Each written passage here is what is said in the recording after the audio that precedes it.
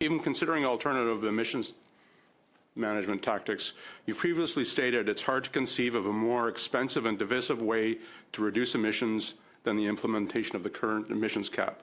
Can you explain why the emissions cap is really a production cap and why it's harmful in terms of investment?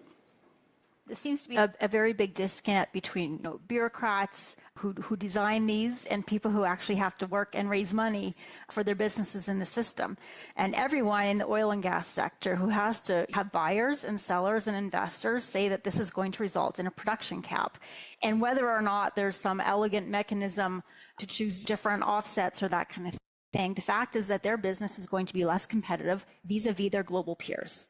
At the heart of all this for me is that we are focusing so hard on reducing Canadian emissions without a line of sight on how that impacts global emissions. And you are shutting in Canadian heavy oil and Canadian LNG when the direct comparators, the orange-to-orange comparators in global markets, are almost always going to have higher emissions intensity.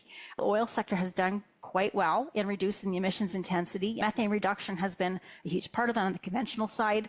Oil sands barrels have also reduced by about 30% in the last 12 years. And so there are things that are working. There's TIER that is working to reduce that emissions intensity. People are trying. People have put billions of dollars into trying to reduce the emissions.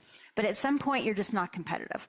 And at some point, you just give that market share to somebody else. Most of what their business is not trading carbon credits. It's trying to produce that unit of natural gas or that barrel of oil at the lowest possible price. And right now, we have oil's about $65 WTI. Natural gas in Western Canada has been below zero, sub-zero, wrong net zero prices in the last month.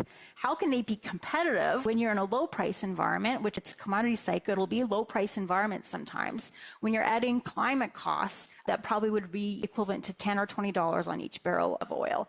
No, it doesn't require that you shut in production, but your business is not at all competitive, not at all profitable if you have to do all these things.